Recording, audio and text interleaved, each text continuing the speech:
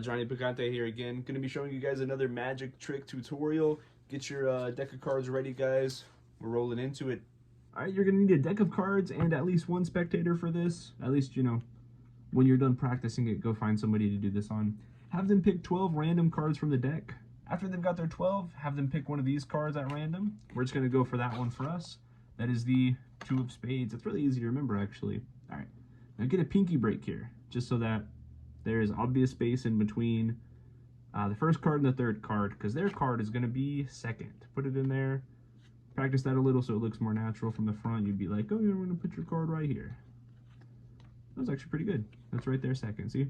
The probably the hardest part of it is memorizing this right here, where you slide the first 3 cards and then turn this card upside down and then alternate. 1 card regular, 1 card upside down, 1 card regular, 1 card upside down. Try and figure out like a story for why you're doing this. I don't know. I would say something like, hey, so it's harder for me to like control where your card's going to be. Some of them are going to be upside down. All right.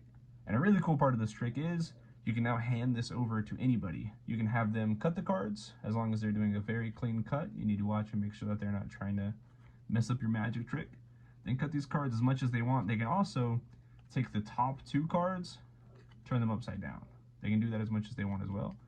Cut the top 2, turn them upside down, and now they can hand it back to you and they feel like they've had a hand in this trick and that it's gonna be really hard for you to find their card. And then from left to right, make 4 piles, 1 card at a time here, as so. All right, then you're gonna take this, flip it over onto this, same thing down the line. Flip this one over onto this one, and flip this last one over onto this one. Bam.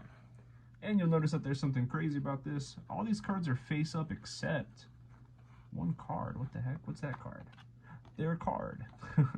As long as that part where you're handing the deck over is done correctly, this will happen every single time. Their card will be the only one, either face down or face up, depending on how the flips land.